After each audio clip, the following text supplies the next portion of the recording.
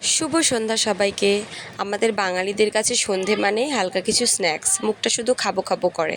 একটু টক ঝাল মিষ্টি হলে তো কোনো কথাই নেই।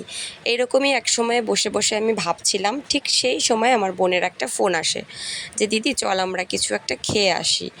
যেমন কথা তেমন কাজ, বোন রেডি হয়ে চলে আসে আর আমি আর বাবু ততক্ষণ রেডি হয়ে নিই। তারপরে তিনজনে মিলে বেরিয়ে পড়ি এই বেঙ্গলসের উদ্দেশ্যে। এই যে বেঙ্গলসের কেকের দোকানটা, এটা আমার বাড়ির থেকে একদম কাছে, হেঁটে গেলে হয়তো 5 মিনিট মতো লাগে।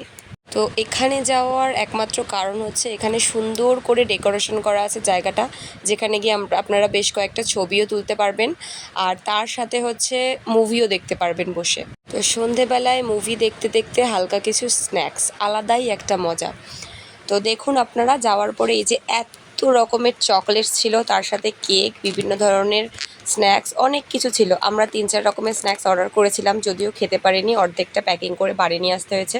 ওই যে দেখুন পুচকেটাকে, ওপরে লাইট জ্বালানো ছিল, কি সুন্দর মন দিয়ে ওগুলো দেখছিল।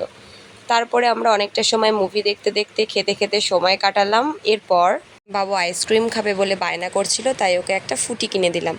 ফুটি খেয়ে তারপরে আমরা ওখান থেকে বেরিয়ে পড়লাম। রাস্তার ধারে আস্তে আস্তে একটা ভুট্টার দোকান দেখতে পেলাম।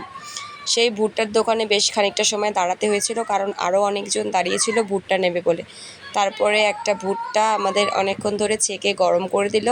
আমরা ওই ভুট্টা নিয়ে খেতে খেতে হাঁটতে হাঁটতে সোজা বাড়ির দিকে রওনা দিলাম। যাই হোক, আপনারা সবাই ভালো থাকবেন, সুস্থ থাকবেন। দেখা হবে আগামী ভিডিওতে। টাটা।